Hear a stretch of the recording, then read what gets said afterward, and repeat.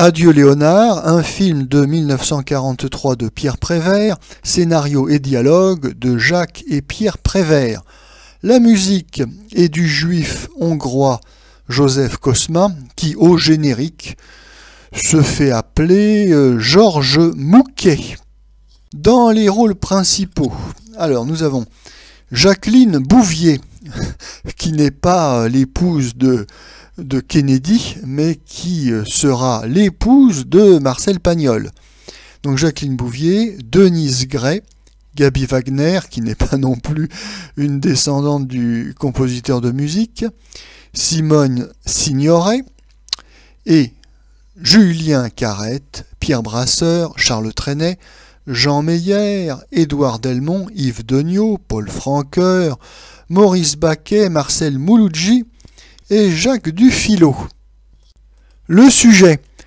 Julien Carrette est un commerçant en lampions et autres farces et attrapes que les extravagances de sa femme, Denise Gray, et de l'amant de celle-ci, Jean Meyer, ont amené à la ruine.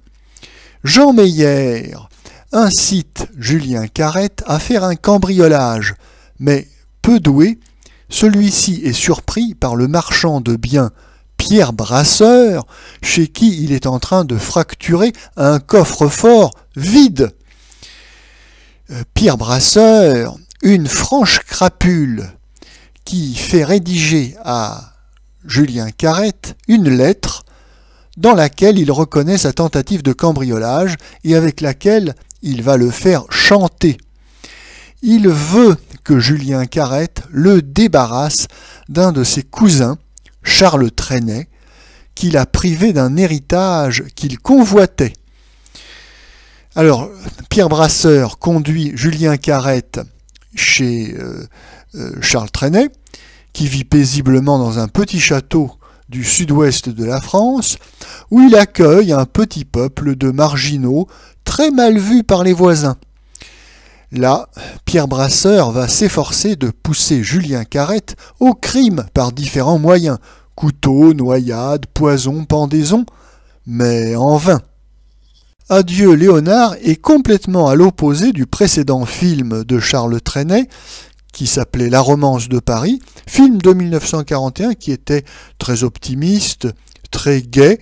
C'était un film qui était une sorte de comédie musicale à l'américaine, très enlevée et menée tambour battant.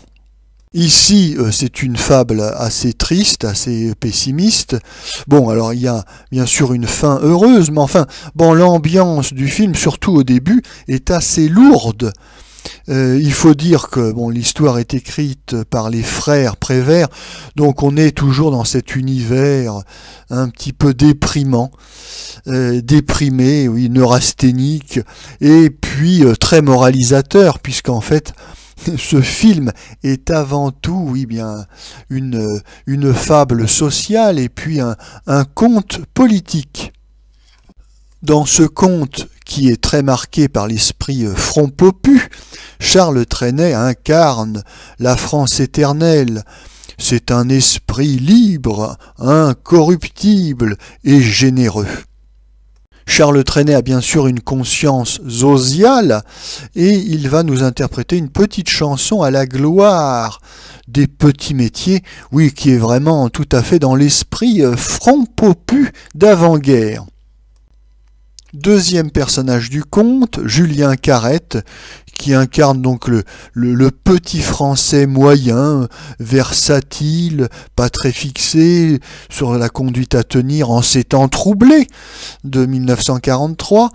Oui, il a une conscience, ma foi, pas très solide. Alors il se laisse séduire par le diable, tout d'abord, et puis après il va se ressaisir, bien évidemment, pour sauver la République universelle représentée par la Marianne Charles Trenet.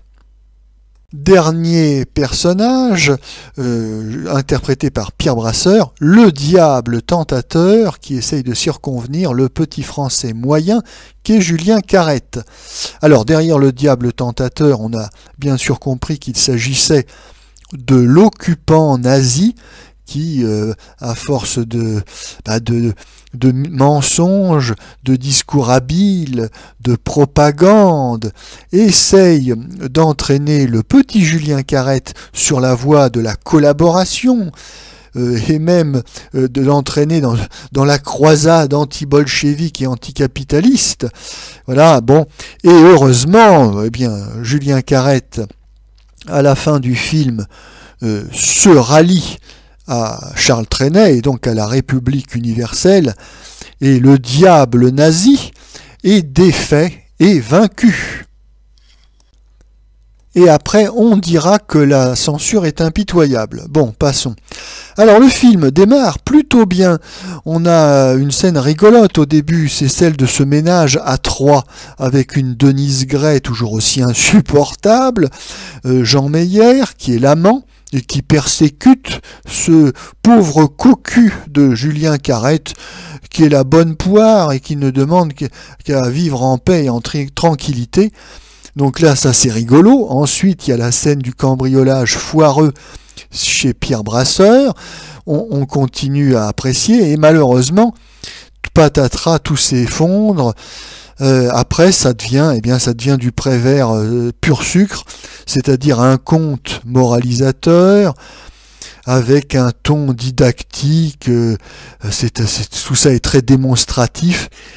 On est dans le conte poético, philosophico, politique. On se barbe, c'est long, le film dure quand même 1h40, et on a eu droit qu'à 15 minutes, 20 minutes de bon cinéma au tout début.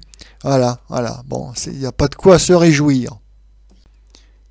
Et puis l'interprétation n'améliore pas vraiment les choses, mis à part Julien Carrette, qui est toujours excellent quand il interprète des petits français moyens, ce qui est le cas ici. Donc petits français moyens, rouspéteurs, ronchons, roublards, débrouillards, qui hésite d'ailleurs avant de choisir son camp, le camp du vainqueur, bien sûr. Alors, nous avons également Charles Trenet, qui certes est un grand musicien, un grand interprète, mais au cinéma, ça n'est pas tout à fait ça. Alors, il a un jeu qui se veut naïf, presque enfantin, mais il peut aussi irriter le spectateur, parce que il y a un côté un peu niais, un peu tête à claque, qui, à la longue, peut lasser le spectateur le mieux disposé à son endroit. Mais la plus grande déception concerne le diable Pierre Brasseur, qui est bien loin de ce que sera, quelques années plus tard, le diable Michel Simon dans le film La beauté du diable, le film de René Clair.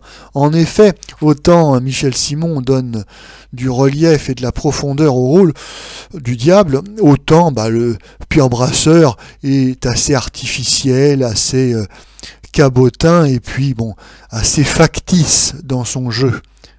Assurément, sa prestation ne vaut pas le cachet de 250 000 francs déboursé par Pathé qui est vraiment bonne fille.